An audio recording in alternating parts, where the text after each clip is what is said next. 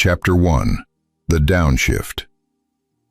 The Montana sky stretched endless and blue above Highway 12, the kind of perfect autumn morning that made Dustin Munoz forget, just for a moment, about the tension knotting his shoulders for the past 3 months. His fingers drummed the steering wheel of his '68 Dodge Charger, a restoration project that had taken him 2 years and represented everything he valued: patience, precision, and the satisfaction of fixing what was broken. He'd left the house at dawn without waking Lori. Their marriage had become a careful choreography of avoidance. Him rising early to work at his custom fabrication shop, her sleeping in before her shifts at the art gallery downtown. They'd been married for 7 years, together for 9, and somewhere in the last year, they'd stopped being partners and started being roommates who occasionally shared a bed. Dustin had built his business, Munoz Metalworks, from nothing. At 34, he employed 6 craftsmen and had a waiting list of clients wanting everything from custom motorcycle frames to architectural metalwork for the new buildings sprouting up in Billings. He took pride in the work, in creating something permanent and beautiful from raw steel. The speedometer climbed, 65, 70, 75 miles per hour. The morning sun glinted off the Charger's midnight blue paint as he merged onto the highway's long straightaway. He had a meeting in Missoula with a developer interested in commissioning railings for a boutique hotel. Big money. The kind of contract that could let him expand the shop, maybe even open a second location. He pressed the brake pedal to slow for the curve ahead. Nothing happened. Dustin's heart kicked once, hard. He pressed again, pushing the pedal to the floor. The Charger continued accelerating down the gentle slope, 80 miles per hour now, the curve rushing toward him like a closing fist. Training kicked in. His father had been a long-haul trucker, had drilled into him what to do if the brakes ever failed. Don't panic, don't overcorrect, and sure as hell don't yank the emergency brake at high speed unless you want it to spin into oncoming traffic. Dustin's hands steadied on the wheel. He downshifted from 5th to 4th, the engine roaring in protest. The Charger bucked but held the road. 3rd gear, the transmission screamed, RPMs redlining, but the speed dropped to 70. The curve was seconds away. He pulled the emergency brake in short, controlled pumps. The rear end started to slide. Dustin countersteered, feeling the weight transfer, playing the physics of metal and momentum. The guardrail rushed past, inches from his passenger door. The smell of burning clutch and overheated brakes filled the cabin. 60 miles per hour. 50. The Charger shuddered as he forced it into 2nd gear, the engine nearly tearing itself apart. 40. He guided the car onto the shoulder, gravel spitting against the undercarriage, and finally rolled to a stop 50 yards past the curve. Dustin sat motionless, hands still gripping the wheel, heart hammering against his ribs. In the rear-view mirror, he could see the black streaks his tires had left across both lanes. 6 inches to the right, and he would have punched through the guardrail into a 100-foot drop. He killed the engine and stepped out on legs that felt disconnected from his body. The Charger sat steaming, ticking as metal cooled. Dustin walked around to the driver's side front wheel, knelt, and looked underneath. What he saw made his blood run cold. The brake lines weren't worn or corroded. They were severed, clean cuts through the reinforced rubber, nearly invisible unless you knew where to look. And there, on the front passenger side line, he could see where someone had left it partially intact, just enough to hold fluid until the pressure of repeated braking finally tore through. This wasn't mechanical failure. This was attempted murder. Professional, calculated, and meant to look like an accident.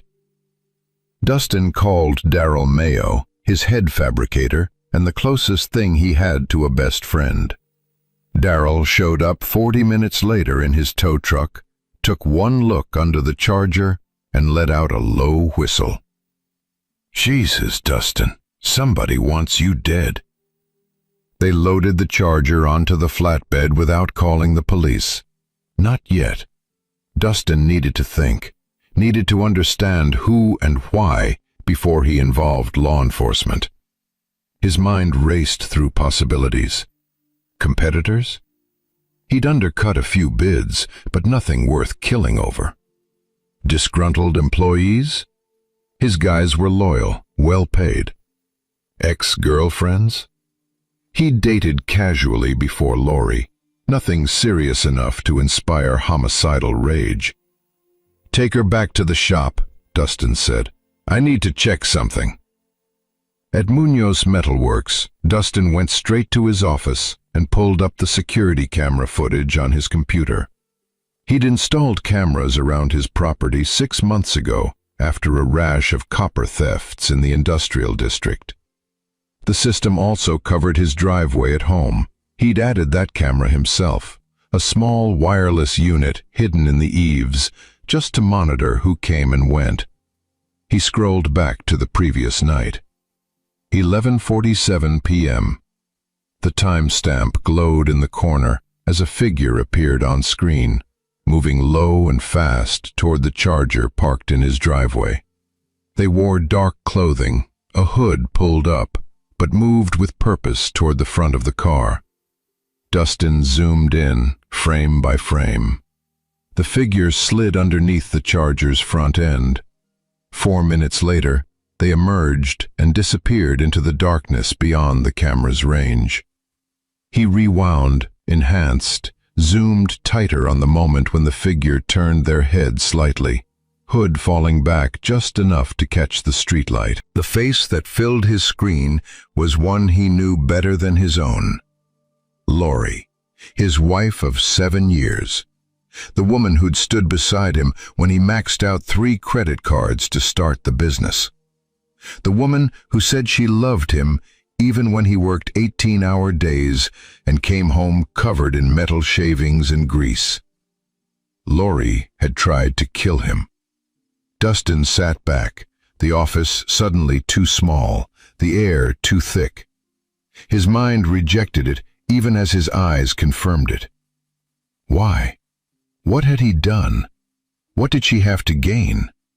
Then he remembered. The life insurance policy.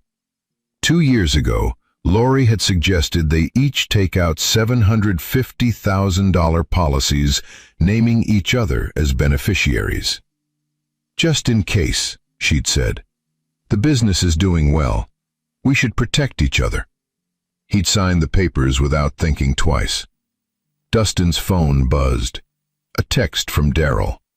"You better get home. Now." The drive to his house on Cottonwood Lane took 12 minutes. Dustin used every one of them, trying to prepare himself for the confrontation, running through what he'd say, how he'd handle it. He'd show her the footage, demand answers. Maybe she'd break down, confess, explain some nightmare scenario that made sense of the senseless. But when he turned onto his street, he saw the police cars. 4 of them, light bars flashing red and blue against the white siding of his ranch-style home. An ambulance sat in the driveway, rear doors open but engine off. The kind of stillness that meant no rush, no emergency. Someone was already dead. Dustin parked half a block away and walked up on numb legs. A uniformed officer intercepted him at the property line. "Sir, this is an active crime scene." "I live here. I'm Dustin Munoz. What happened?" The officer's expression shifted from official to sympathetic, which somehow made it worse. "Mr. Munoz, I need you to stay right here. Detective Pollard will want to speak with you." A tall man in his 50s emerged from the front door, shield clipped to his belt, wearing the tired expression of someone who'd seen too many bad things to be surprised by one more. Gregory Pollard had a reputation in Billings.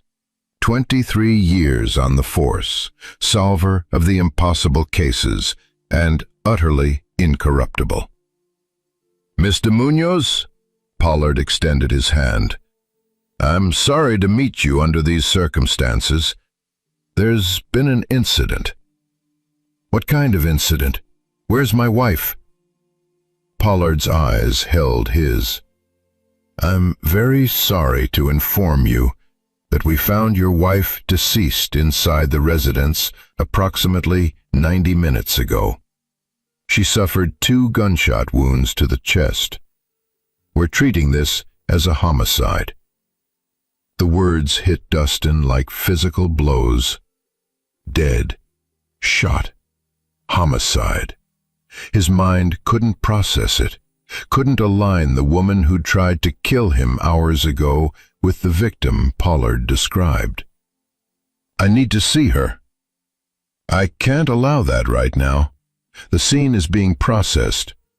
"Mr. Munoz, I have to ask, where were you between midnight and 9 a.m. this morning?" "I left for Missoula around 6, had a meeting scheduled for 10, but He stopped. How did he explain? "My brakes failed on Highway 12.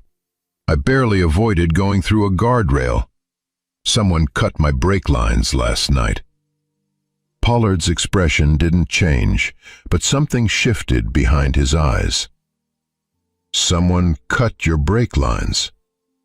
"Yes, I have security footage. The person who did it was Lori, my wife." The words tasted like copper and ash. "Your wife tried to kill you, and now she's dead in your home?" Pollard said it without inflection, a simple statement of facts that sounded insane. "I know how it sounds, but you can check. I wasn't here. I was on Highway 12 nearly dying, then at my shop, then Darrell Mayo called, and I came straight home. You can verify all of it." "We will." Pollard gestured to another officer.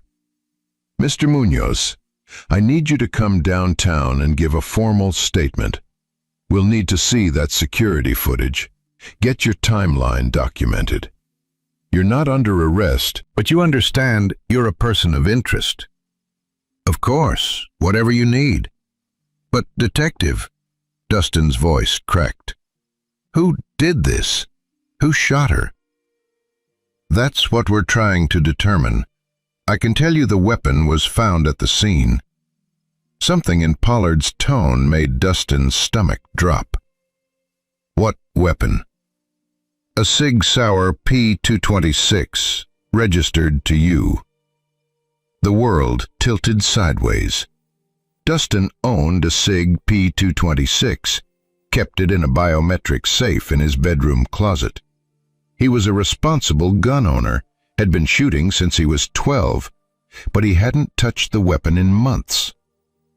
"That's impossible. My gun was locked in my safe. I wasn't here."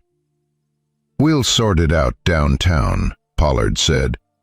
But Dustin heard the doubt, the calculation happening behind the detective's professional mask. Husband and wife, life insurance, murder weapon belonging to the husband, dead wife who'd just tried to kill said husband. It looked like exactly what it was designed to look like, a frame. But if Lori had tried to kill him and someone had killed her using his gun, that meant... Footsteps crunched on gravel behind him. Dustin turned to see a man approaching from the street, tall and lean, with the confident stride of someone who belonged. He had sharp features, expensive clothes, and eyes that took in everything with cold assessment. "Detective Pollard," the man said, his voice smooth as aged whiskey. "I came as soon as I heard. This is absolutely terrible. Pollard's jaw tightened almost imperceptibly. Mr. Keith, this is a crime scene. You need to leave. Of course, of course. I just wanted to offer my condolences to Dustin. Rogelio Keith turned those calculating eyes on him, and Dustin felt something predatory in the gaze. Lori was a remarkable woman. We're all devastated at the gallery. Rogelio Keith, owner of the Confluence Gallery where Lori worked. Dustin had met him twice, both times at gallery events Lori had dragged him to. Each time, Keith had been charming, cultured, everything Dustin wasn't. And each time, Dustin had noticed how Keith's hand lingered on Lori's lower back, how his eyes followed her across the room. "You knew my wife well?" Dustin asked, the question sharper than intended. Keith's smile never wavered. "She was my exhibitions manager. Brilliant eye for art, natural talent for curation. We worked closely on several major shows." He paused, then added with perfect casualness, "In fact, we were together just last night, finalizing details for the Modernist retrospective opening next week." "Last night?" Dustin repeated. "Until about midnight, yes. We were at the gallery, going over the catalog.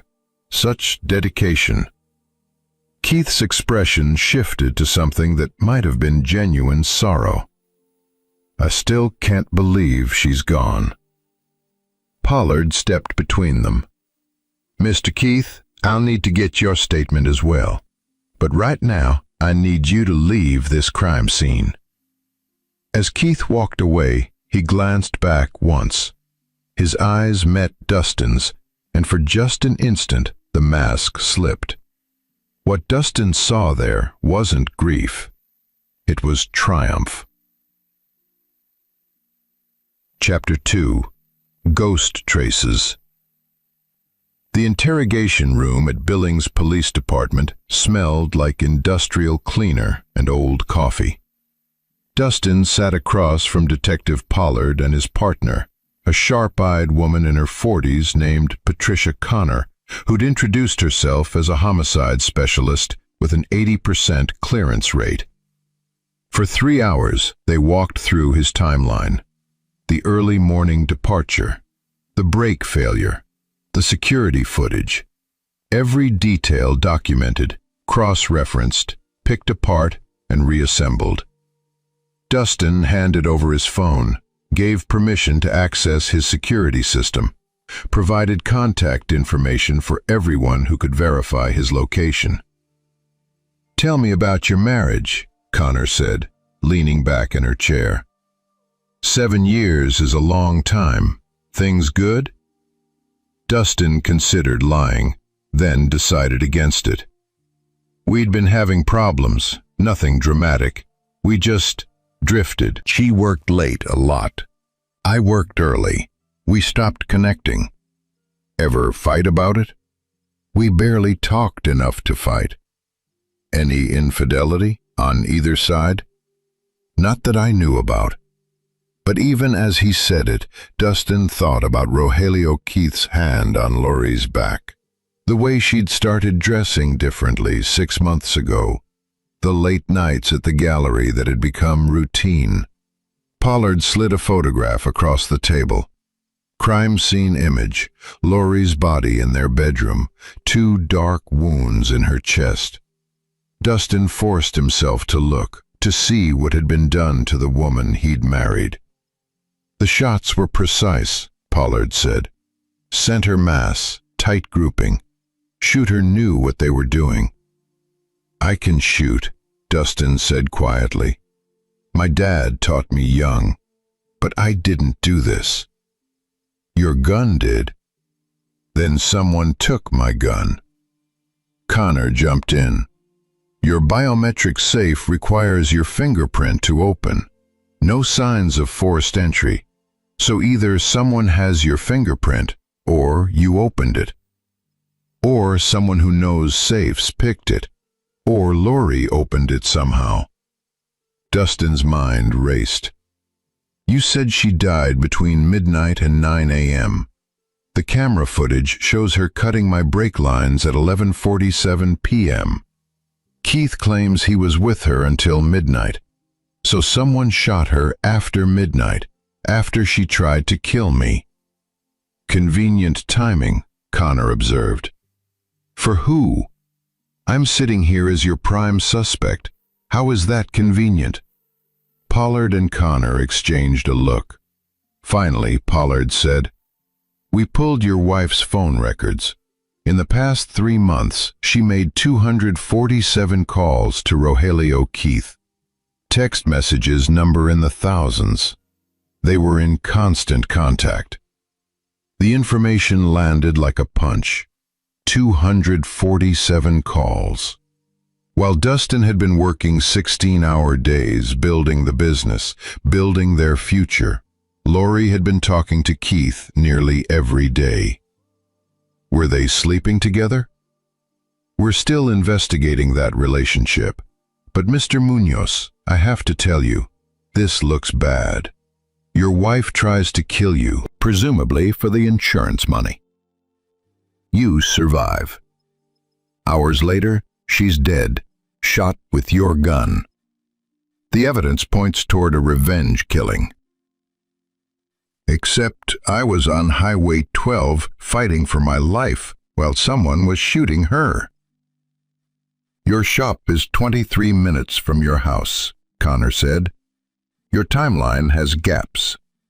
You left Highway 12, went to your shop to check cameras. That's your statement. But you were alone. No witnesses. You could have gone home first, confronted your wife about the brake lines, and things escalated. Dustin's hands clenched on the table. Then why would I show you the footage of her cutting the brakes? Why not delete it? Because it establishes motive for self-defense. She tried to kill you. You defended yourself. Manslaughter. Maybe even justifiable homicide. Smart play for someone facing murder 1.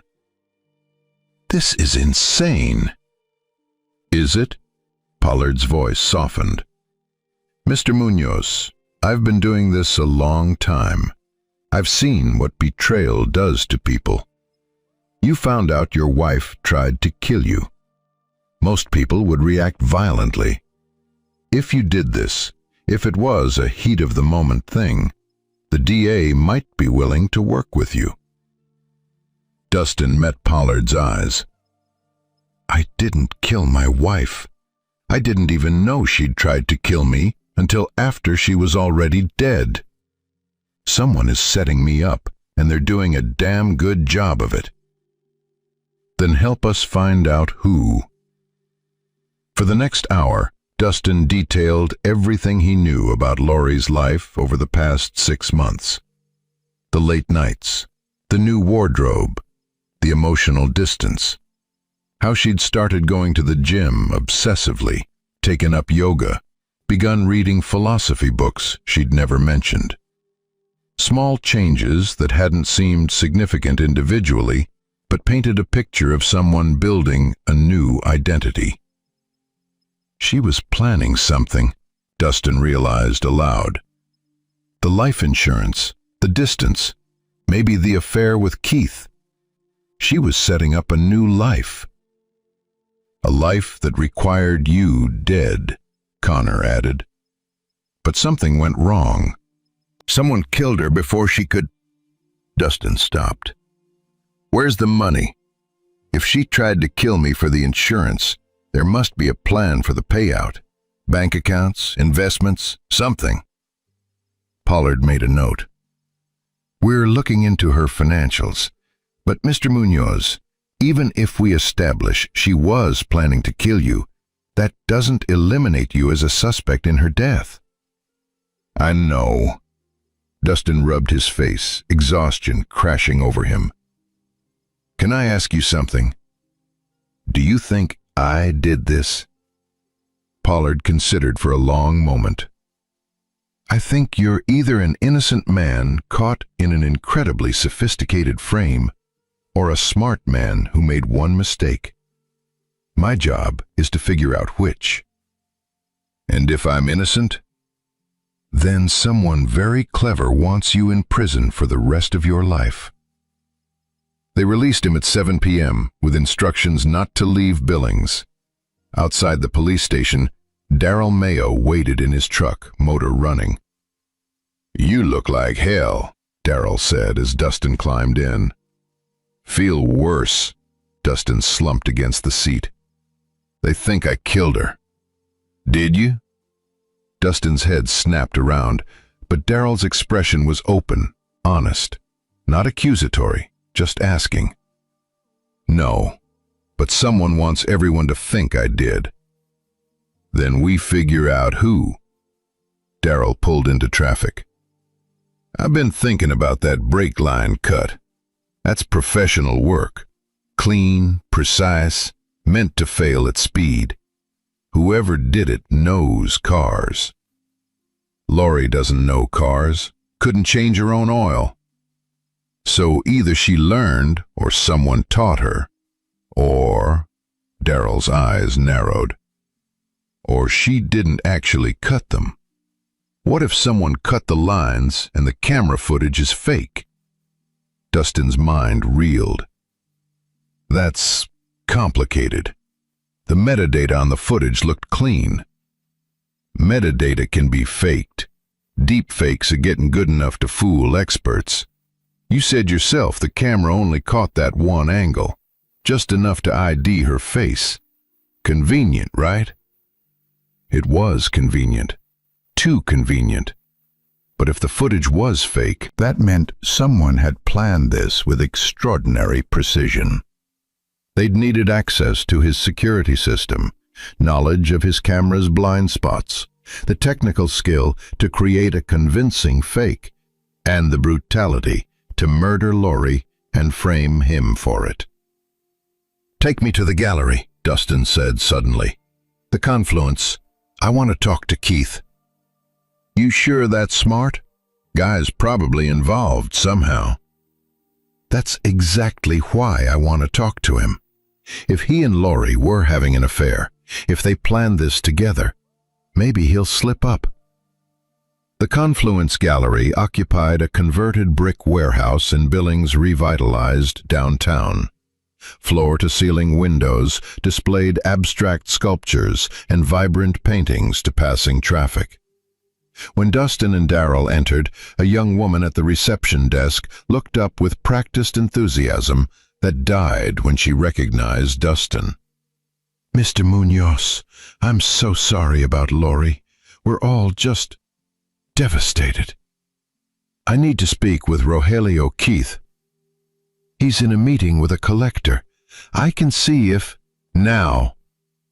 Something in Dustin's voice made her pick up the phone.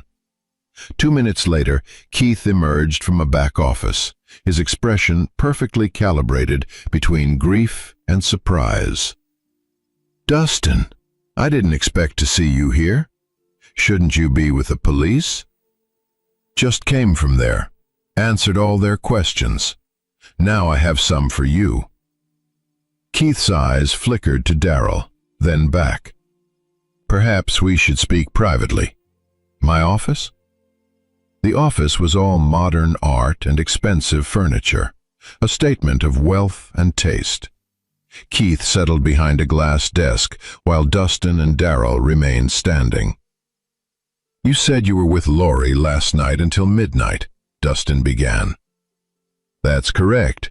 We were finalizing the exhibition catalog." The police pulled her phone records.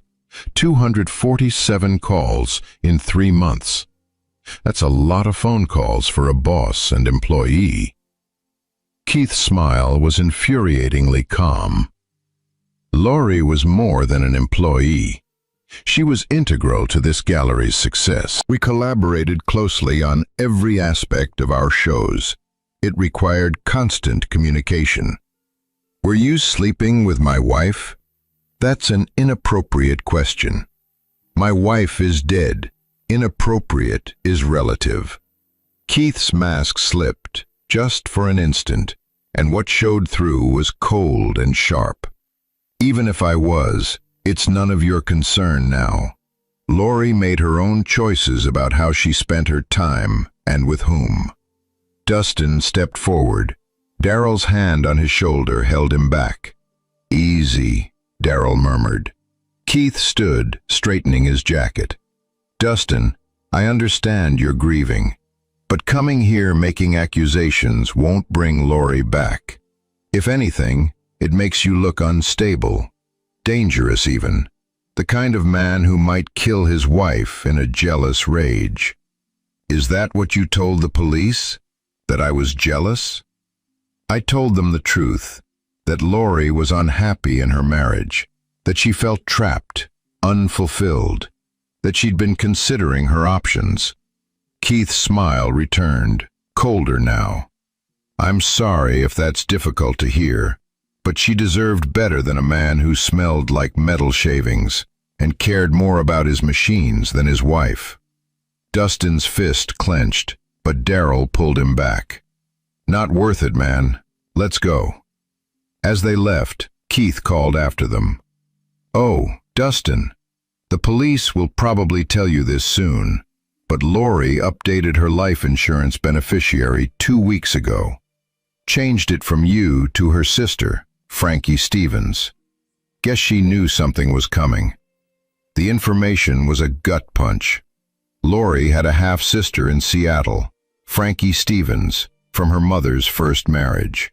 They'd been close growing up, but had drifted apart. Dustin had met her twice, briefly. If Lori changed the beneficiary, it meant she knew she might die. Or it meant she was protecting the money from legal claims if Dustin discovered her murder plot. Either way, it was one more piece of evidence that Lori had been planning something big. Outside, Dustin leaned against Daryl's truck, breathing hard. He knows something. Maybe everything.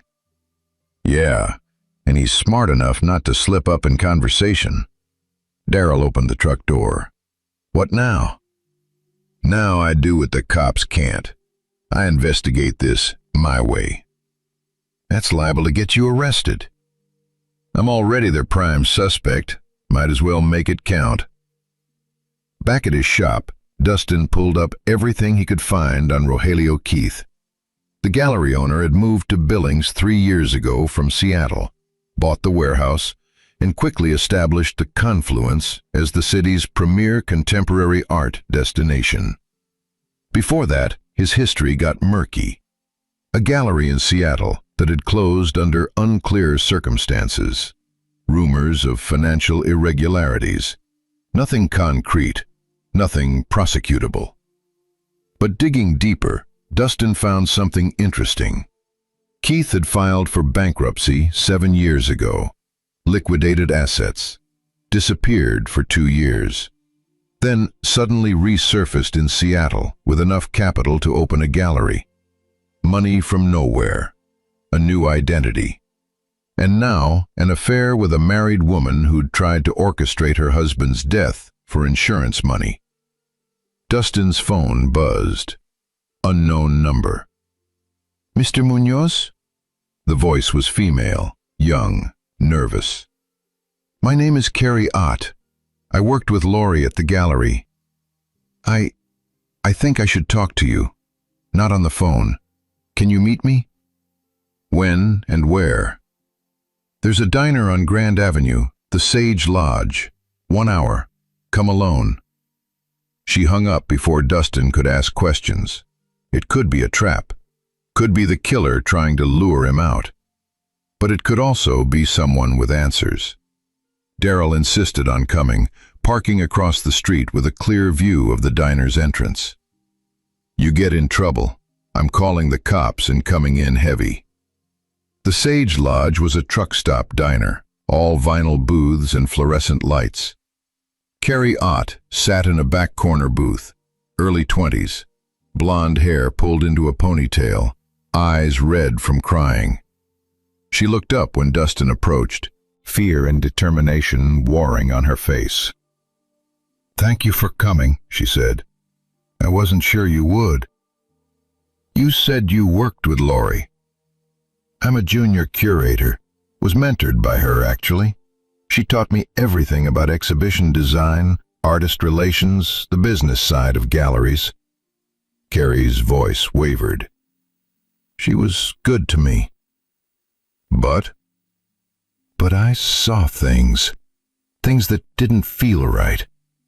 Carrie glanced around, checking the other patrons. No one paid them attention. "Lori and Rogelio were having an affair. It started about 4 months ago, right after the spring exhibition." "You're sure?" "I walked in on them once, after hours. They didn't see me." She flushed. "It was pretty obvious." "Did anyone else know?" "I think so. Gail Estes, the gallery's accountant, she made some comments about Rogelio's special interest in Lori. And Santiago Sims, he's our installer and handyman, he mentioned seeing them together outside work." Dustin filed the names away. "Why are you telling me this?" "Because Lori changed. After the affair started, she became different, secretive. She started asking weird questions about insurance, about estate planning, about what happens to debt when someone dies. And she kept having these intense conversations with Rogelio in his office, door locked, voices raised." "Fighting?" "Planning something. It felt like planning." Carrie leaned forward. "Mr. Munoz, I don't think you killed Lori. I think Rogelio did. I think he manipulated her into whatever scheme they had, and when it went wrong, he killed her and framed you." "What makes you think that?" "Because yesterday afternoon, before Lori died, I overheard them arguing. Rogelio was furious. He said something like, 'If you can't go through with it, then you're a liability.' And Lori said, 'I can't do this anymore. It's too much.' Then she saw me and they stopped talking." The timeline was clicking together. Lori cuts Dustin's brake lines at 11:47 p.m., probably under pressure from Keith. Works with Keith at the gallery until midnight, but she's having second thoughts. Maybe she even tells Keith she wants to back out.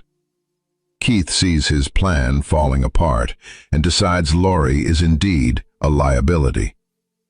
"There's one more thing," Carrie said.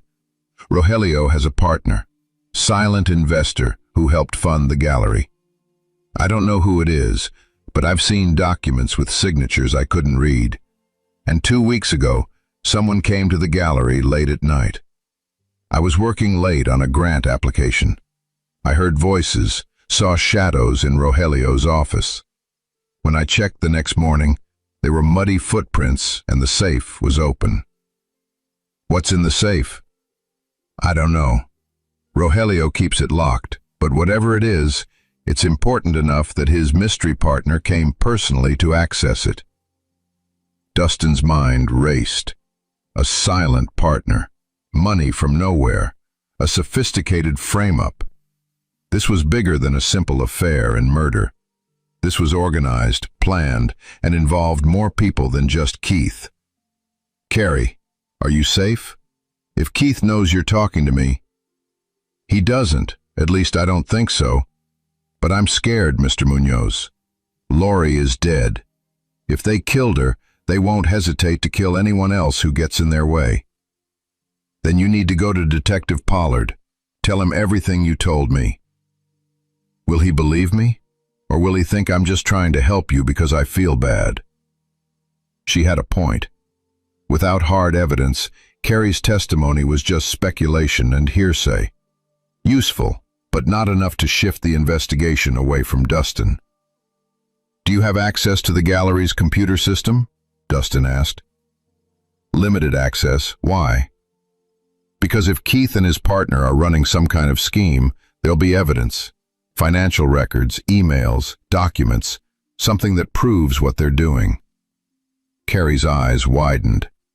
You want me to spy on him? I want you to find the truth. For Lori, for yourself, for me. She sat silent for a long moment, then nodded. Okay, but I need time, and if I find something, I'm going straight to the police. Fair enough. As Carrie left the diner, Destin felt the first stirring of hope. He wasn't alone in this. More importantly, he was starting to see the shape of the trap that had been laid for him. And traps could be dismantled if you understood their mechanism. His phone buzzed again. This time, Detective Pollard. Mr. Munoz, we need to talk. We found something in your wife's car. Can you come back to the station? What did you find? A storage unit key. Rented under a false name, but we traced it back to your wife. Mr. Munoz, whatever's in that unit, you need to see it before we do. Chapter 3. The Unit. The storage facility sat on the industrial edge of Billings, one of those anonymous rows of orange doors and combination locks where people stashed everything from Christmas decorations to evidence of crimes. Unit 247 belonged to a Carol Stevens, close enough to Lori's mother's maiden name, Stevens, to make Destin's stomach turn. Detective Pollard stood beside the door with a bolt cutter and a warrant, Connor flanking him with her hand near her service weapon, watching Destin like he might bolt.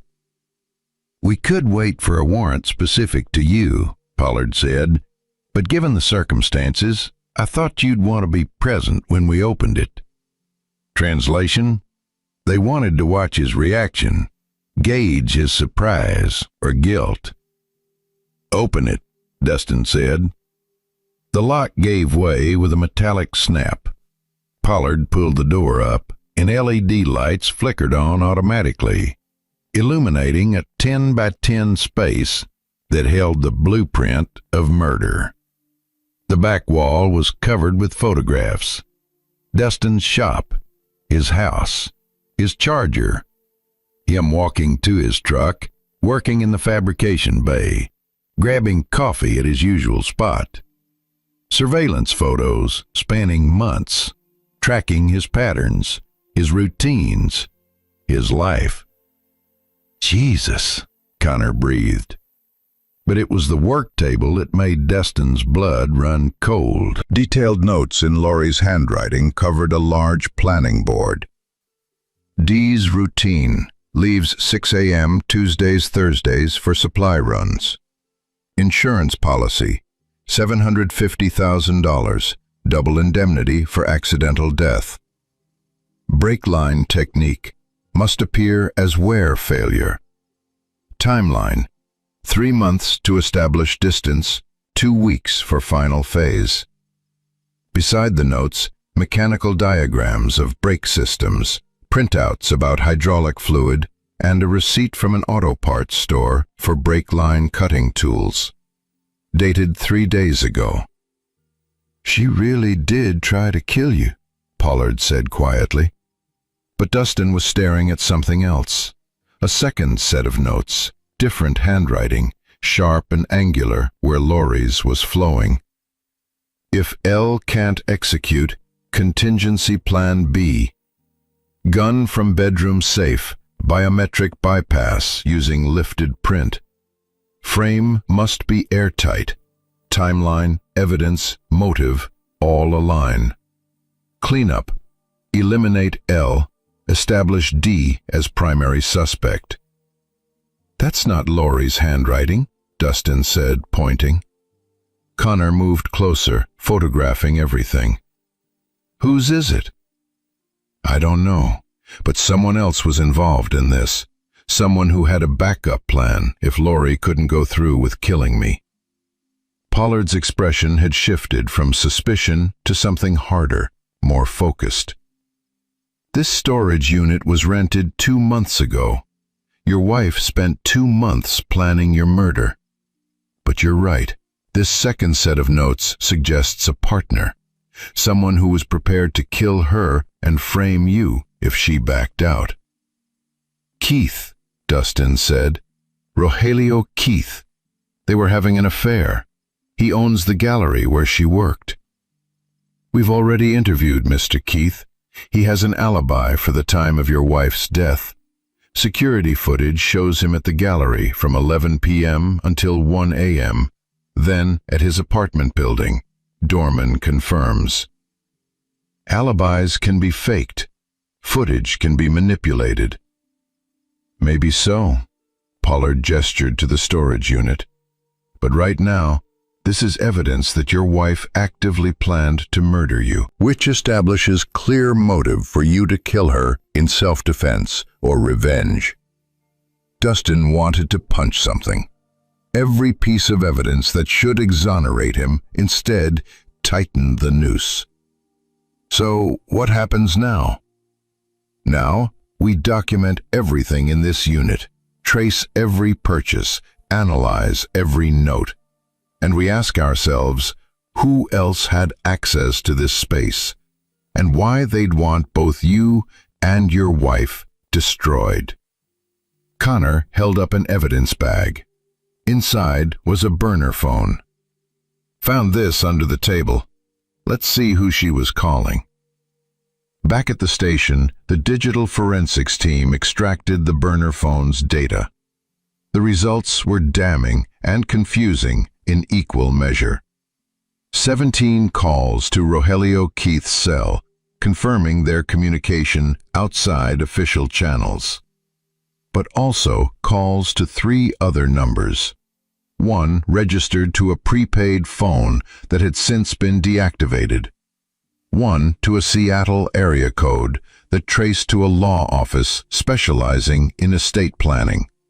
And one to a number that made Pollard's eyebrows rise.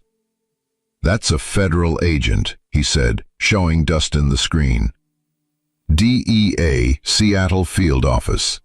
Agent named Preston Curtis. Why would Laurie be calling the DEA? Good question. Pollard made a call, spoke in low tones, listened. When he hung up, his expression was troubled. Agent Curtis confirms he spoke with someone claiming to have information about drug trafficking through art galleries in the Pacific Northwest. The caller didn't identify themselves, but provided specific details about shipments, authentication fraud, and money laundering. Curtis was investigating when the caller stopped responding 2 weeks ago. The pieces rearranged themselves in Dustin's mind. Not just an affair and a murder plot, something bigger. Keith is moving drugs through the gallery? We don't know that. But if your wife stumbled onto something illegal and tried to leverage it, or if she was involved, that changes everything. It also gives Keith a much stronger motive to kill her, Connor added. Insurance fraud is one thing. Federal drug trafficking charges are life in prison. Dustin's phone buzzed. Text from Carrie Ott. Found something. Gallery financial records don't match tax filings. Millions unaccounted for. Meeting someone tonight to verify. We'll call after. He showed Pollard the message.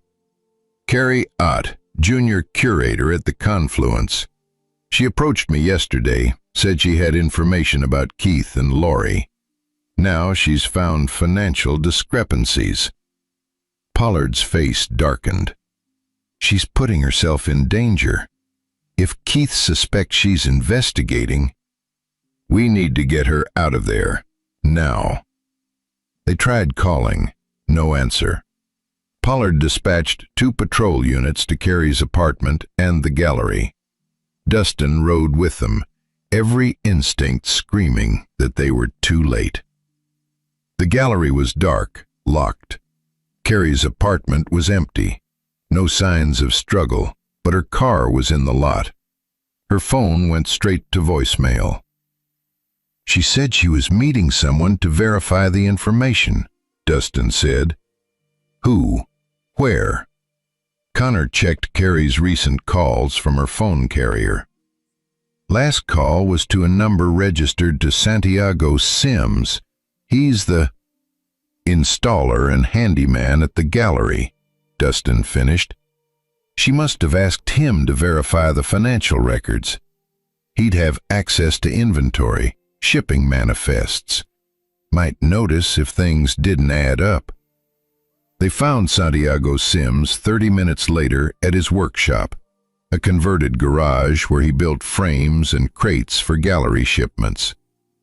He was a stocky man in his 50s, covered in sawdust, with the cautious eyes of someone who'd learned not to trust easily. Carrie Ott called me this afternoon, he confirmed after Pollard showed his badge. Asked if I'd noticed anything weird about shipments coming into the gallery. Weights not matching manifests, extra crates, that kind of thing. And had you? Pollard asked. Santiago hesitated. I'm not trying to get involved in anything. I just build crates and hang paintings. A woman is missing.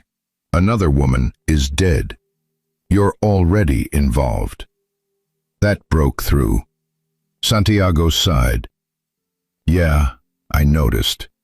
3 months ago, we started getting these special shipments from Seattle. High-value pieces, all from the same collector. Or at least that's what the paperwork said. But the crates were wrong. Too heavy for just paintings. And Rogelio always insisted on uncrating them himself. In his office, with the door locked. You think he was smuggling drugs in the art shipments? I think something was in those crates besides art. And I think Gail Estes, the accountant, knew about it. She was always in Rogelio's office when the shipments came, doing paperwork, adjusting the books. Another name, another thread. Dustin felt the web expanding, pulling in more people, more crimes. Where's Carrie now? Did she say where she was going after talking to you? She said she was meeting Gail tonight at Gail's house. Wanted to see the real accounting books, the ones Gail kept off the gallery's main system. Santiago pulled out his phone, showed them an address. This is where Gail lives. But detective, you should know. Gail is scared. She told me last week that if anything happened to her, there was an envelope in her lawyer's office with everything documented. Pollard radioed for backup, and they raced to Gail Estes's address, a modest bungalow in a quiet neighborhood. The porch light was on, front door slightly ajar. Connor drew her weapon. Police!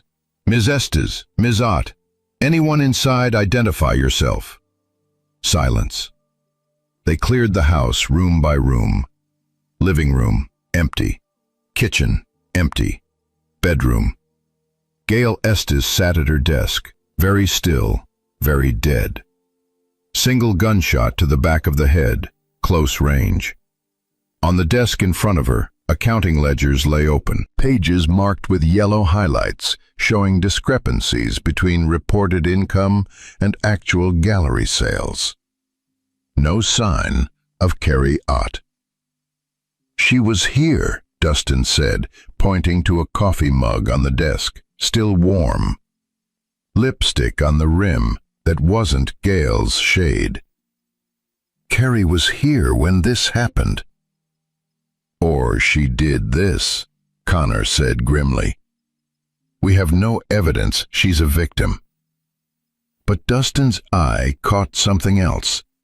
On the floor beside the desk, partially hidden under a filing cabinet, Carrie's phone. Screen cracked like it had been dropped or thrown. And on the screen, a partial text message. It's not Keith, it's... The message cut off. No timestamp for when it was sent or to whom. Pollard bagged the phone as evidence. We need to find Carrie Ott before whoever killed Gail Estes finishes the job. Or before she becomes the third body in this mess, Connor added. She turned to Dustin. Mr. Munoz, I need you to go home. You're still a person of interest, and you being at multiple crime scenes is not helping your case. I didn't kill any of these people. I'm starting to believe that, but belief isn't evidence. Go home.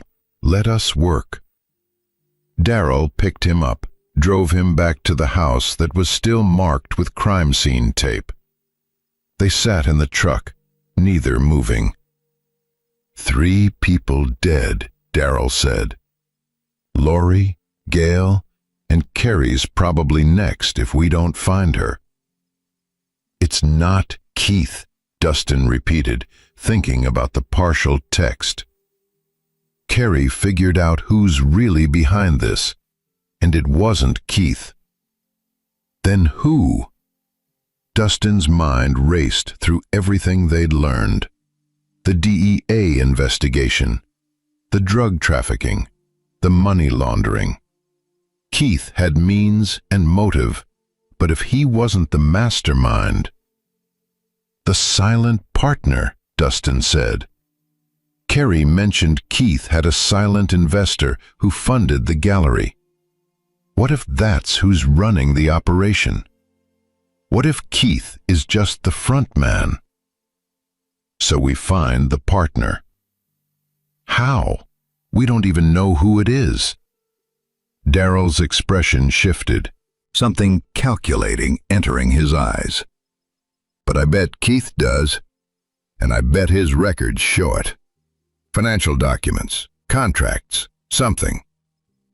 Those would be at the gallery or his home, both places the cops have probably already searched. Did they know to look for a silent partner?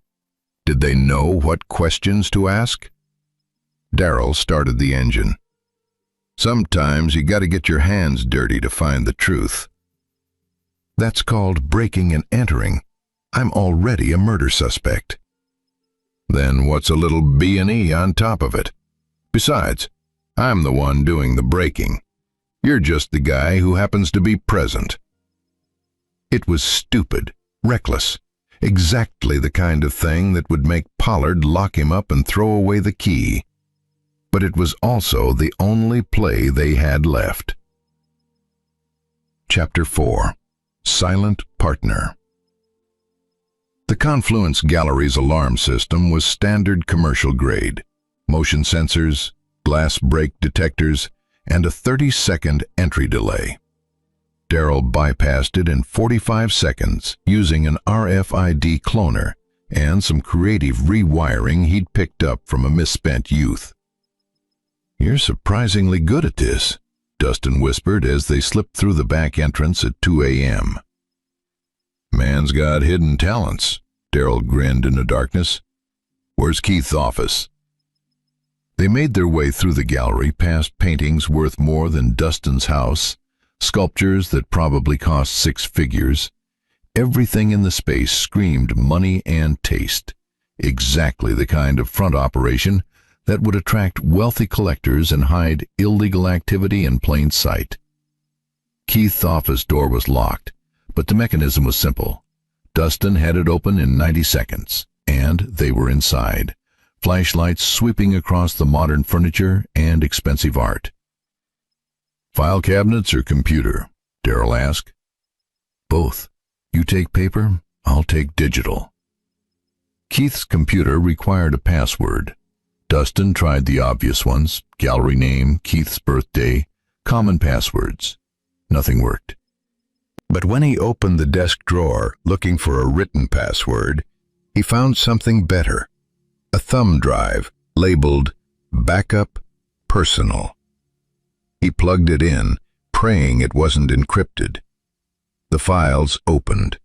Financial spreadsheets, email archives, scanned contracts. Jackpot. Dustin started copying everything to his own thumb drive while scanning the file names. Most were routine business: artist contracts, sales receipts, exhibition budgets. But buried in a folder marked R&D projects were files with names like Seattle Shipping Manifest, Collector Network Verified, and Partnership Agreement 2022. He opened the partnership agreement. The gallery had been established with $2.3 million in initial capital, split 60-40 between two parties. Rogelio Keith held the 40% minority stake. The 60% majority partner was listed as Blackstone Arts Investment, LLC, a shell company. Classic move for hiding identity. But the document required signatures, and someone had signed for Blackstone. The signature was illegible, but it was notarized. Notary stamp clear. Adam Fritz, licensed notary public, Seattle, Washington. Daryl, I need you to search for anything with the name Adam Fritz on it. While Daryl rifled through file cabinets, Dustin dug deeper into the thumb drive. The Seattle shipping manifests showed regular transfers of high-value artworks from galleries in Seattle to the Confluence, all authenticated by the same appraiser, all purchased through Blackstone Arts Investment. But the weights were wrong, just as Santiago had noticed. A painting listed at 12 pounds, shipped in a crate weighing 47 pounds. Another discrepancy. 8-pound sculpture, 31-pound crate. Over and over, the numbers didn't match. Found something, Daryl said, holding up a file folder. Correspondence between Keith and someone at Blackstone. Letters, printed emails, goes back 3 years. Dustin grabbed the folder, speed reading through the documents. Most were routine business, investment reports, profit-sharing statements. But 3 months ago, the tone changed. An email from Keith to Blackstone. We need to discuss Elle. She's asking questions about the shipments. I've managed her so far, but she's smarter than we thought. Response from Blackstone. Keep her close. If she becomes a problem, we have solutions. 1 month later, another email from Keith. Elle wants in, says she knows about the operation and wants a cut. I think we can use her. She's desperate for money, unhappy in her marriage. Perfect recruit. Blackstone's reply. Recruit her, but keep her contained. If she steps out of line, she's expendable. They all are.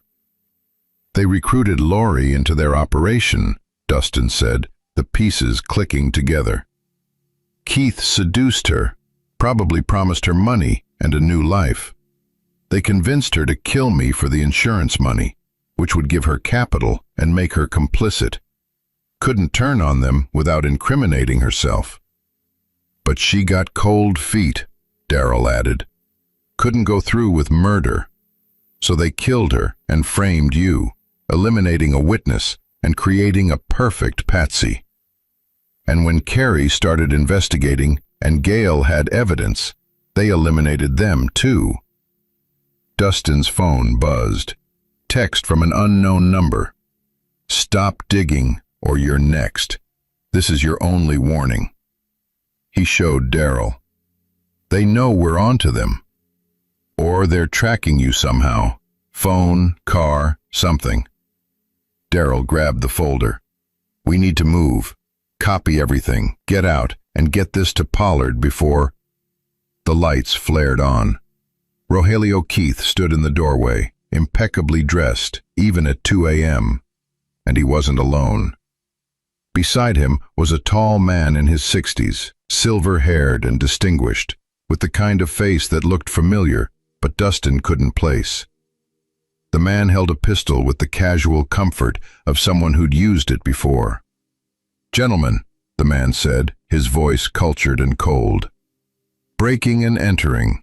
Theft of proprietary documents. This looks bad for you, Mr. Munoz, especially given that you're already under investigation for your wife's murder. Keith smiled. Dustin, I'd like you to meet my business partner, though I believe you've already met, at my gallery opening last year. Recognition hit. Adam Fritz. Not just a notary, he'd been at the gallery's anniversary event, introduced as a major patron of the arts. Dustin remembered shaking his hand, remembered Lori chatting with him about sculpture techniques. Fritz stepped into the office, gun trained on them. Your wife was quite talented, Mr. Munoz. Shame she developed a conscience. We don't tolerate that in our organization. You killed her. I eliminated a liability, just as I eliminated Ms. Estes when she decided to keep detailed records of our financial arrangements. Quite foolish of her, really. And Ms. Ott, well, she's currently indisposed, shall we say. Dustin's hands clenched. Where is she? Someplace safe, for now. Whether she stays safe depends entirely on your cooperation. Fritz gestured with the gun. The thumb drive, please, and your phones. Darrell moved slightly, positioning himself between Dustin and Fritz. You're not going to shoot us in Keith's office. Too messy, too many questions. You're correct. We're going to take a drive. Somewhere more private. Somewhere your bodies won't be found for months, if ever. Fritz's smile was chilling. Montana has a lot of empty space. Keith moved to the desk, unplugged Dustin's thumb drive, pocketed it. It's really quite elegant when you think about it. Dustin Munoz, grief-stricken over his wife's death and facing murder charges, kills his friend in a tragic murder-suicide. So sad, so predictable. Except Pollard knows I'm investigating. When we disappear, he'll know something happened. Detective Pollard will find a very convincing suicide note on your computer, explaining your guilt and despair. We've become quite good at manufacturing evidence. Fritz checked his watch. Now we really must be going. We have a schedule to keep. The gun barrel shifted toward Darrell. In that instant, Dustin saw the calculation in Fritz's eyes. Shoot Darrell first, the bigger threat. Then handle Dustin at leisure. Dustin grabbed the desk lamp and threw it in one fluid motion. Fritz fired. The bullet went wide as he dodged the lamp, and Darrell was moving, tackling Fritz into the hallway. They crashed into a display pedestal, a $1,000 vase shattering on the floor. Keith lunged at Dustin, but Dustin had 50 pounds on the gallery owner and a lifetime of working with his hands. He caught Keith's arm, twisted, and slammed him face first into the desk. Keith went down hard, bleeding from his nose. In the hallway, Darrell and Fritz struggled for the gun. Another shot, this one punching into the ceiling, raining plaster. Dustin ran to help, but Fritz was faster than he looked. Former military, Dustin realized, seeing the precise movements, the controlled violence. Fritz reversed Darrell's grip, brought the gun around. Dustin dove, hitting Fritz in the ribs, and all three of them went down in a tangle. The gun skittered across the polished concrete floor. Everyone scrambled for it. Keith, recovered from the desk impact, reached it first, and promptly pointed it in the wrong direction. Clearly no shooter. Dustin kicked his hand, sent the gun spinning again. Darrell grabbed it, rolled to his feet, aimed at Fritz. Don't move! But Fritz was already moving, incredibly fast for his age. He pulled something from his jacket, another gun, a backup piece, and Dustin barely had time to shout before Fritz fired. The bullet hit Daryl in the shoulder, spinning him around. The gun he'd grabbed fell as Daryl collapsed, clutching the wound. "Daryl!" Dustin started toward his friend. "Stay there!" Fritz had the gun trained on him now, breathing hard but steady. "Both of you, on the ground, now!" They complied. Keith retrieved the other gun, hands shaking, clearly not cut out for violence. Fritz zip-tied their hands behind their backs with practiced efficiency. "The van's in the back alley," Fritz said to Keith. "Get it. We're moving them now." As Keith left, Fritz stood over them, the gun never wavering. Daryl's shoulder bled badly, staining the floor. They needed medical attention fast. "You won't get away with this," Dustin said. "Too many people know." "Mr. Munoz, I've been getting away with this for 20 years, moving product through galleries in 6 states, laundering millions through art sales, building a network that's invisible to law enforcement. Your wife was complication number 47. Ms. Estes was 48. You'll be 49 and 50. The DEA knows. Agent Curtis is investigating. Agent Curtis has evidence that points to Rogelio Keith as the operation head. When Keith disappears, tragic boating accident next month, the investigation closes. I remain invisible, as always. Keith knows that's the plan? Fritz smiled. Keith thinks he's indispensable. He's wrong. A van pulled up outside the back entrance. Keith opened the gallery's rear door, and Fritz marched Dustin and Daryl outside at gunpoint. The industrial district was dead at 3 a.m. No witnesses, no cameras on this side of the building. They were loaded into the van, and Keith drove while Fritz kept the gun on them. Daryl's breathing had gone shallow, his face pale from blood loss. "He needs a hospital," Dustin said. "He needs to be quiet," Fritz replied. 20 minutes and this is over." They drove east toward the industrial parks and abandoned warehouses that dotted Billings' outskirts. Places where gunshots wouldn't be noticed, where bodies could be hidden in empty buildings waiting for demolition. Dustin's mind raced through options. His hands were zip-tied behind his back. Daryl was in no shape to fight. Keith was armed and Fritz was clearly a professional. The odds were impossibly bad. But Dustin hadn't survived 48 hours as a murder suspect by giving up.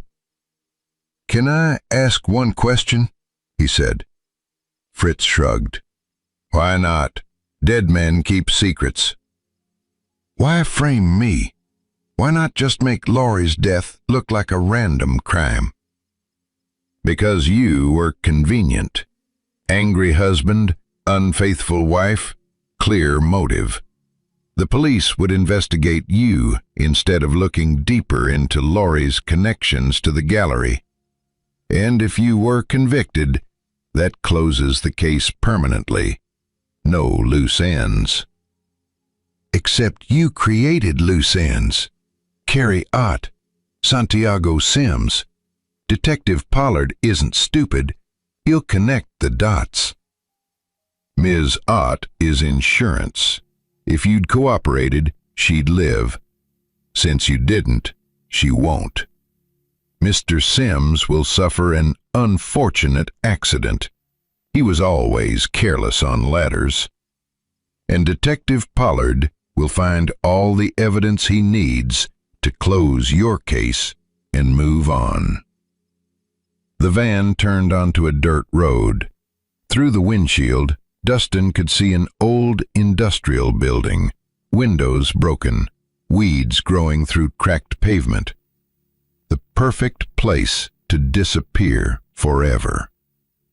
Keith parked behind the building, out of sight from the road. Fritz opened the van's side door, gun ready. "Out, slowly." They climbed out. Daryl stumbled, weak from blood loss. Dustin caught him with his shoulder, keeping his friend upright. "Inside," Fritz ordered. The building's interior was gutted, just empty space and steel beams. Their footsteps echoed on concrete. Fritz directed them to the center of the space, far from any walls or cover. "On your knees."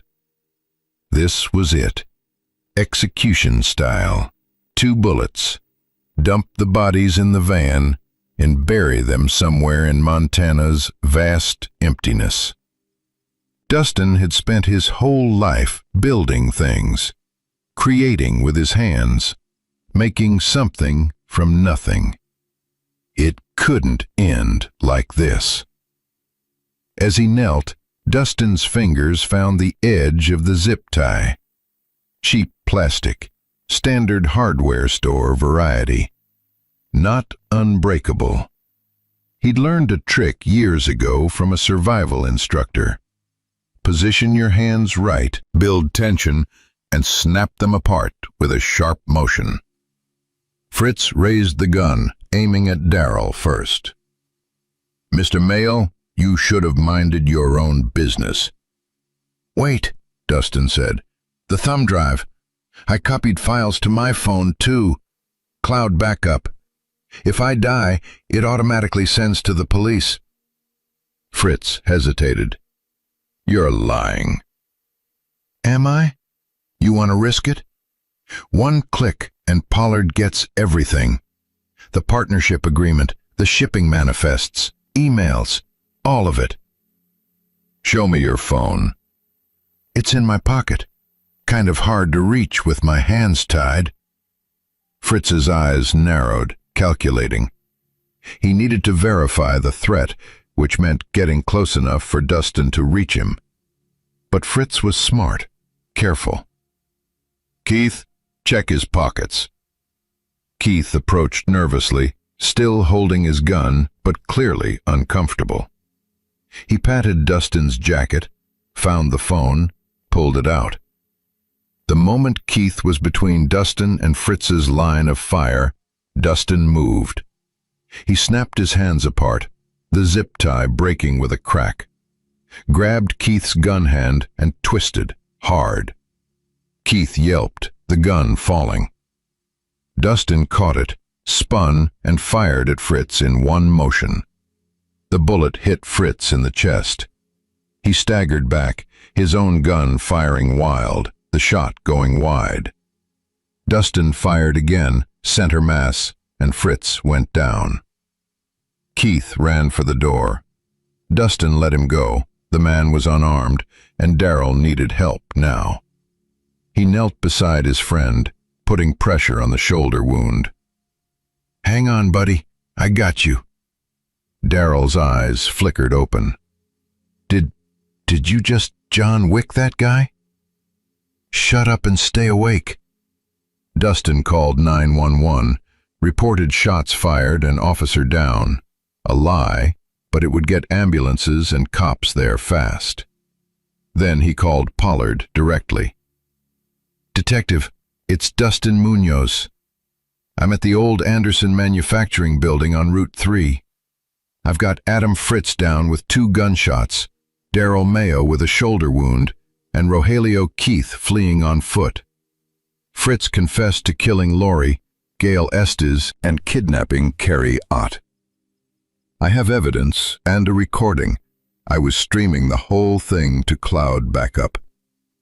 "You were what?" "I figured if I was going to die, I wanted the truth documented. Check your email.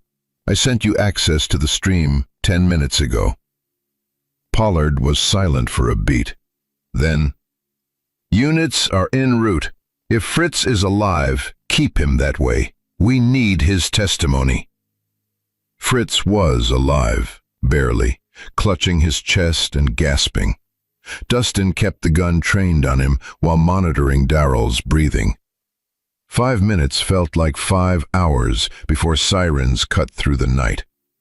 Paramedics stabilized Darrell and loaded him into an ambulance.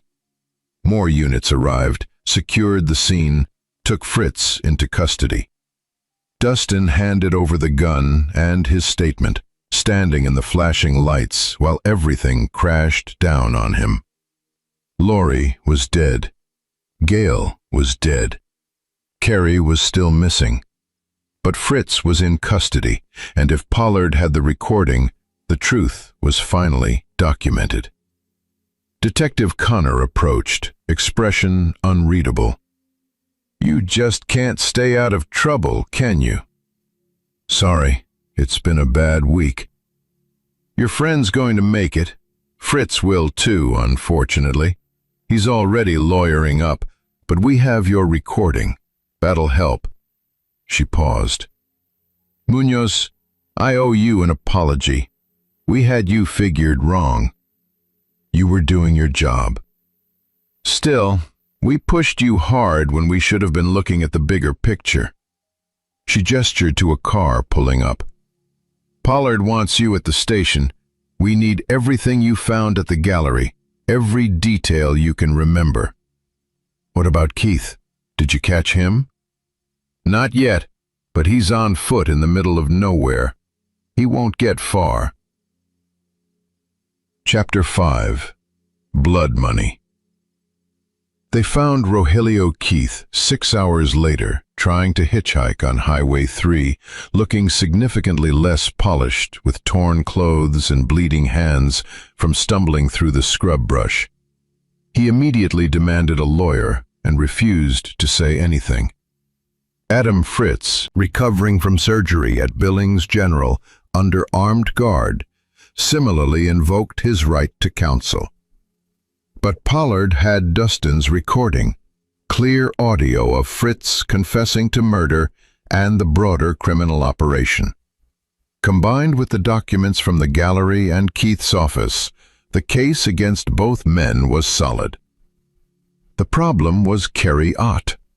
She'd been missing for 18 hours now, and with every passing minute, the likelihood of finding her alive diminished.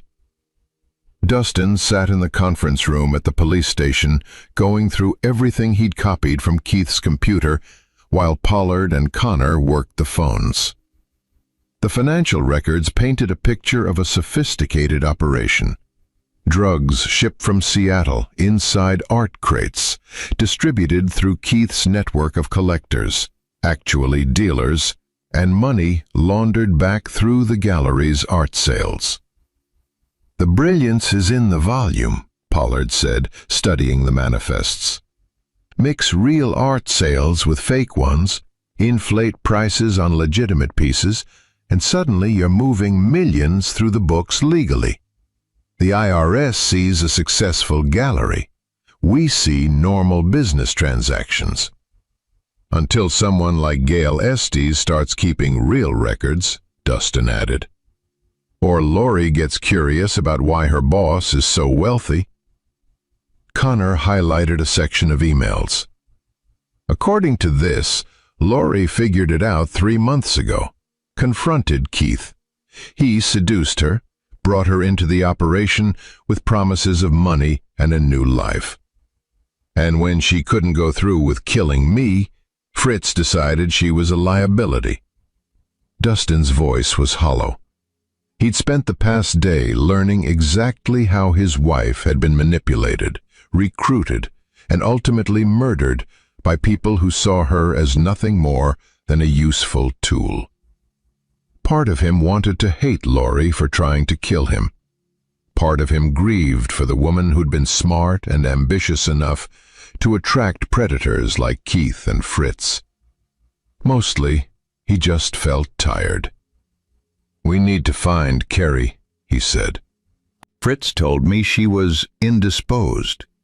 That means she's stashed somewhere, probably alive when Fritz and Keith came to the gallery." "We're searching all of Keith's properties," Pollard said. "His house, the gallery, a storage unit we found leased under another shell company. Nothing yet." Dustin's phone buzzed. Text from Santiago Sims. "Just remembered something. Keith has a cabin near Red Lodge. Uses it for private viewings with special clients. Might be worth checking. He showed Pollard.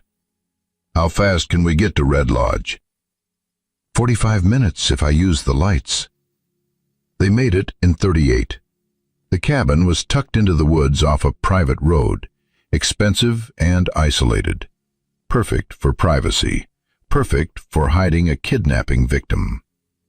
Pollard approached with a SWAT team while Dustin waited in the car, technically still a civilian with no business being at an active law enforcement operation. But when they breached the cabin and found Carrie Ott locked in the basement, zip-tied to a support beam but alive and relatively unharmed, Dustin felt a weight lift. One person he could save. One person who didn't have to die because of this mess. Carrie was dehydrated and terrified, but coherent. In the ambulance, she grabbed Dustin's hand. "I'm sorry. I shouldn't have gone to Gail's house alone. I thought I was being smart, and instead I got her killed." "You didn't kill her. Fritz did. And because you found those financial records, we caught him." "Is it over?" "The arrests are made, but the trial, the testimony, everything that comes after, that's just beginning." The investigation spread like ripples from a stone.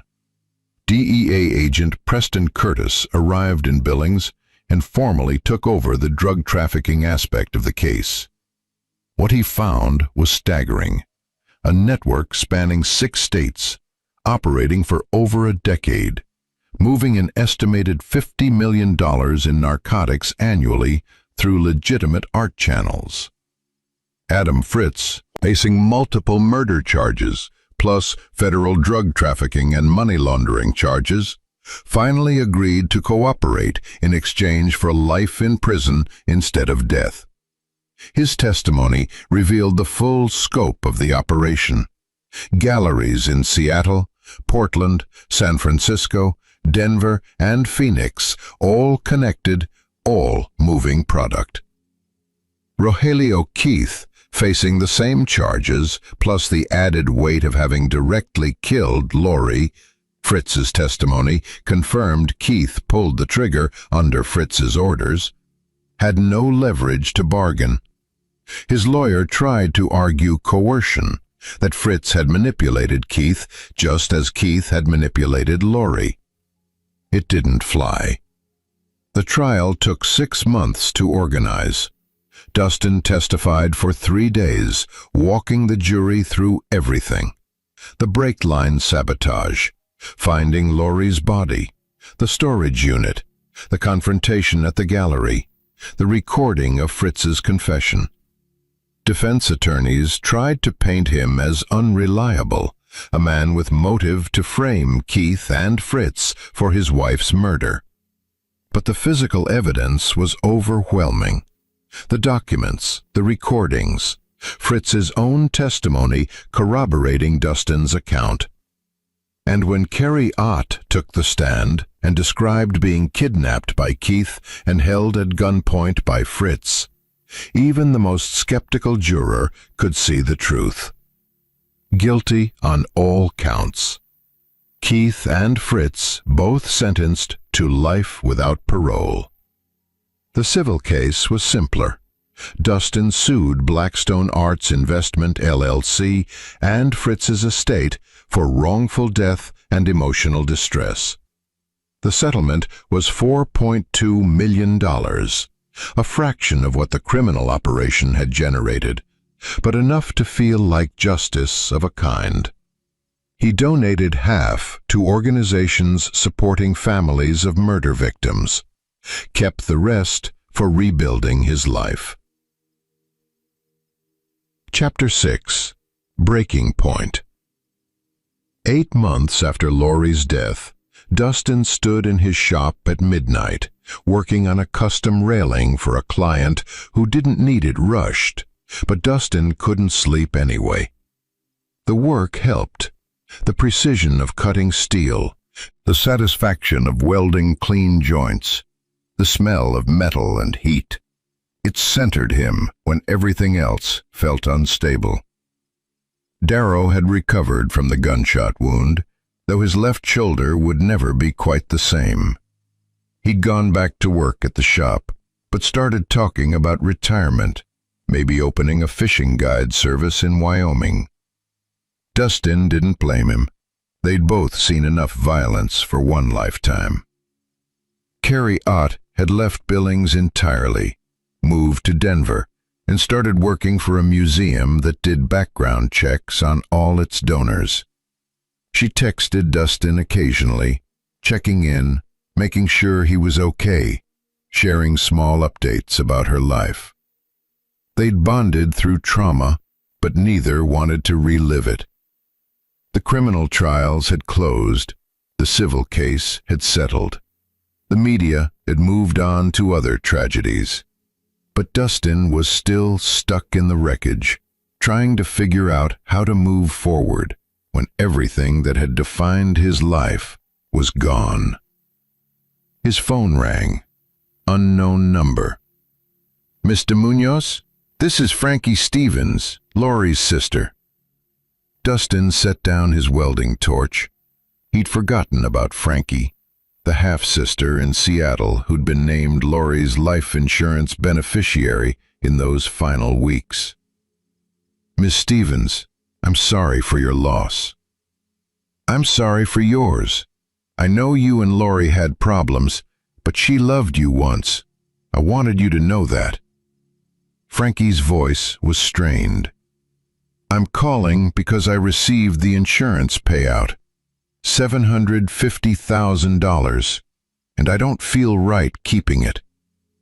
"The policy was yours. Laurie changed the beneficiary." "Under duress, probably. Those people manipulated her into everything else. Why not this, too?" Frankie paused. "I'm sending you half, $375,000. It's not about the money. It's about doing what's right." "You don't have to." "I know I don't have to. I want to. Laurie would want me to. She made terrible choices at the end, but she wasn't evil. She was desperate and scared and got caught up with evil people. Maybe this makes up for some of it." The check arrived a week later. Dustin stared at it for a long time, thinking about blood money and atonement, and whether accepting it made him complicit somehow in the whole sordid mess. In the end, he deposited it and used the money to create a scholarship fund at Montana State for students studying metalwork and fabrication. The Laurie Munoz Memorial Scholarship. Let her be remembered for supporting something creative and productive, not for how she died. 3 months later, Dustin received a letter forwarded through his lawyer. The return address was from Montana State Prison, and the sender was Adam Fritz. He almost threw it away unopened. Instead, curiosity won. "Mr. Munoz, I don't expect forgiveness, nor do I deserve it. But I wanted you to understand something that perhaps was lost in the trials and testimonies. Your wife didn't want to kill you. Keith convinced her it was the only way out of her situation. We'd manufactured debts she didn't actually owe, created pressure that didn't exist, made her feel trapped. When she finally agreed to the brake line sabotage, she did it wrong, intentionally. The cuts were precise enough to be discovered, but not catastrophic. She wanted you to find out before it was too late. That's why I killed her. Not because she failed, but because she was warning you. The storage unit, the careful documentation, that was Laurie leaving a trail for you to follow. She'd figured out she'd been recruited into something evil, and she was trying to undo it the only way she knew how. Keith and I discussed eliminating you both and making it look like a murder-suicide. Laurie overheard, tried to back out completely. That's when Keith shot her with your gun, which we'd stolen days earlier using a fake fingerprint lifted from your coffee cup. You were always meant to be framed. Lori was always meant to die. The only variable was whether she'd complete the brake line sabotage first. When she failed deliberately, we accelerated the timeline. I tell you this not for absolution, but because you deserve to know your wife died trying to save you, not destroy you. Whatever that's worth after everything else. Adam Fritz. Dustin read the letter 3 times. Then he burned it, watching the paper curl and blacken in a metal trash can. He didn't know if Fritz was telling the truth or crafting one final manipulation. It didn't matter. Lori was dead. The men responsible were in prison, and Dustin was alive, which meant he had to figure out how to live. Chapter 7. Convergence. 14 months after Lori's death, Dustin reopened Munoz Metalworks with a new focus: public art installations and community projects. He discovered through the trial and its aftermath that he no longer wanted to build for private clients. He wanted to create things that belonged to everyone, that beautified public spaces, that lasted. His first major commission was a sculpture for Billings' new downtown park, intersecting steel planes that caught the light differently throughout the day. He called it Fractured Whole, and everyone who saw it understood the meaning without needing explanation. Darrell had indeed retired, bought a cabin in Wyoming, and spent his days fishing and occasionally consulting on metalwork projects when Dustin needed a second opinion. They talked weekly, carefully avoiding discussions of guns, murders, or anything related to that terrible autumn. One afternoon in May, Dustin was installing the sculpture when a woman approached. Mid-30s, confident stride, familiar features that made him look twice. "Mr. Munoz, I'm Candace Lane. I work for the Montana Arts Council." She extended her hand. "We've been following your work since the trial. This piece is remarkable." "Thank you. Though I'm not sure 'since the trial' is the endorsement I'd put on marketing materials." She smiled. "Fair point. But trauma creates perspective, and perspective creates powerful art. We're interested in commissioning you for a statewide project: memorial sculptures for victims of violent crime. 20 pieces across Montana, each unique but connected. It's a $2 million project over 3 years. Dustin looked at the steel planes he'd been assembling, seeing Lori's face reflected in the polished metal, seeing Gail Estes, seeing every victim of Fritz and Keith's operation. "I'm interested. What's the catch?" "No catch. Just a requirement that you work with victims' families, incorporate their input into the designs. Make these memorials personal as well as universal." It would be hard. It would force him to engage with grief and trauma he'd been trying to move past. But it would also be meaningful in a way that building railings and decorative pieces never could be. "I'm in." The Montana Memorial Project became Dustin's life for the next 3 years. He traveled across the state, meeting families who'd lost loved ones to violence, listening to their stories, translating their pain into metal and form. Each sculpture was different, some abstract, some figurative, all powerful. The 5th memorial was for Lori. Dustin built it in Billings Riverfront Park, a place she'd loved. The sculpture was a figure caught mid-transformation, part human and part abstract form, representing the moment between who she'd been and what she'd almost become. Frankie Stevens came from Seattle for the unveiling. "She would have hated this," Frankie said, looking at the sculpture. "Probably," Dustin agreed. "But she would have understood it. That's the important part. Frankie touched the cold steel. Thank you for not just remembering her as the woman who tried to kill you. She was more than that. She just forgot for a while. The memorials opened conversations. Victims' families connected with each other, formed support networks, created a community from shared tragedy. Dustin found himself invited to speak at events, to share his story, not as a victim, but as someone who'd survived and created something meaningful from the wreckage. He met Greg Gillespie at one such event, a prosecutor who'd worked on the Fritz case and now ran a nonprofit focused on art therapy for trauma survivors. They became friends, then collaborators, then eventually more. "I'm not sure I'm ready for this," Dustin admitted over dinner one night, 2 years into the memorial project. Ready for what? A relationship? Happiness? Being human again? Greg's directness was one of the things Dustin appreciated. All of it. "I feel like I'm betraying Lori somehow." Lori tried to kill you, then died trying to save you. Then you spent 3 years honoring her memory through art. If that's not enough penance for being happy again, nothing will be. Greg squeezed his hand. "You're allowed to live, Dustin. That's what survival means." Chapter 8. Iron and Ash.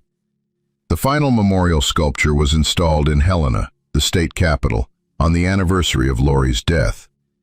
3 years to the day since Dustin had survived the brake failure, found her body, and begun the nightmare that had transformed his life.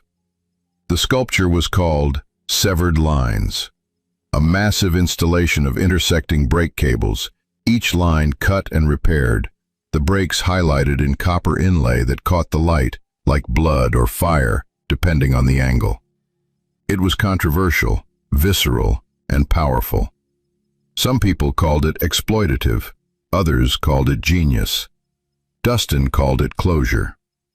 The unveiling ceremony drew a crowd of 300, victims' families, state officials, artists, and media. Dustin gave a short speech about transformation, about how trauma could destroy or create, depending on what you chose to do with it, about how every broken thing could be repaired, even if it never looked the same. Afterward, Detective Gregory Pollard approached. He'd retired from the force 6 months earlier, looked healthier for it. "Hell of a project, Munoz. You did good work here. Couldn't have done it without your investigation clearing my name. That recording you made probably did more than my work. Smart thinking, streaming it to the cloud." Dustin smiled. "Actually, I was bluffing. I didn't have cloud backup. I just needed to create doubt, buy time." Pollard laughed. "You conned a con man. Even better." Patricia Connor joined them, still active duty but taking the day for the ceremony. "Fritz died last week, prison cancer. Thought you'd want to know." Dustin absorbed the information. He felt nothing, no satisfaction, no grief, just a distant acknowledgement that one more piece of the story had ended. "Keith? Still alive, still in prison, still maintaining he was the real victim." Connor shrugged. "Some people never accept responsibility." That evening, Dustin and Greg drove to Riverfront Park and stood before Lori's memorial as the sun set. The steel figure seemed to shift in the fading light, trapped between forms, neither fully one thing nor the other. "Do you think she'd be proud of what you've done?" Greg asked. "I think she'd be surprised. I think maybe she'd be grateful." Dustin touched the cold metal. "I spent a long time being angry at her. Then I spent time trying to understand her. Now I just accept that people are complicated, and sometimes they do terrible things while still being worthy of remembrance." Very philosophical for a metalworker. Metalwork is philosophy. You take something raw and transform it through heat and pressure. into something useful and beautiful. That's what life does to us, if we let it. They stood in comfortable silence as darkness fell and the memorial's embedded lights activated, making the figure glow from within. "I have something to tell you," Dustin said. "I've been offered a position teaching at Montana State, sculpture and metalwork, full-time faculty." "That's amazing. Are you taking it?" "I think so. The memorial project is done." The shop practically runs itself now, and I've been thinking about what comes next, which is teaching people to create, building something permanent, not just sculptures, but knowledge, skills, legacy. Dustin turned to face Greg, and maybe actually having a life outside of work. Crazy thought, I know. Greg smiled. Revolutionary, even. Chapter 9. Forged Steel. 5 years after Lori's death, Dustin stood in front of a classroom of 20 Montana State students and introduced himself as Professor Munoz. It felt surreal, from suspect to sculptor to teacher, all because he'd survived someone's attempt to destroy him. The students knew his story. It was impossible not to in Billings, where the trials had been front-page news for months. But he made it clear from day one. The class was about metalwork, not about his past. "You're here to learn how to transform material through skill and vision," he told them. "Everything else is just noise." Among the students was a young woman named Rosemarie Boyle, daughter of one of Fritz's victims from the Portland arm of the operation. She'd come to Montana specifically to study with Dustin, to learn how to create beauty from tragedy. "My mom died when I was 16, she told Dustin during office hours. "Drug overdose. I didn't find out until the trial that the drugs came from people like Fritz, moved through galleries like Keith's. I've been angry for years, and I need to do something with that anger." "Metal is good for anger," Dustin said. "You can hammer it, shape it, force it into submission. Very therapeutic." Over the semester, Rosemarie created a series of pieces exploring addiction and recovery, each one more sophisticated than the last. Her final project was a life-size figure constructed from discarded needles, pill bottles, and copper wire. Beautiful and terrible in equal measure. "This is MFA-level work," Dustin told her. "You should consider graduate school." "I'd rather work. Create things that matter, not just for galleries, but for communities." She looked at him directly. "Like you did with the memorials." "The memorials were part of my healing process. Your work should be part of yours." "Maybe it is. Maybe creating something beautiful from the materials of destruction is how we all heal." Dustin thought about that conversation for days. He'd spent 5 years building memorials, teaching students, creating public art. He'd rebuilt his business, his reputation, his life. He'd even found love with Greg, navigating the complexity of a relationship while still carrying scars from the past. But had he healed? Or had he just gotten very good at managing pain? The answer came at an unexpected moment. Dustin was installing a new sculpture at Billings General Hospital, a memorial for healthcare workers lost to COVID, when he saw a familiar face in the hallway. Carrie Ott, wearing scrubs, a hospital ID badge clipped to her pocket. "Carrie, you're working here?" She looked up, surprised and pleased.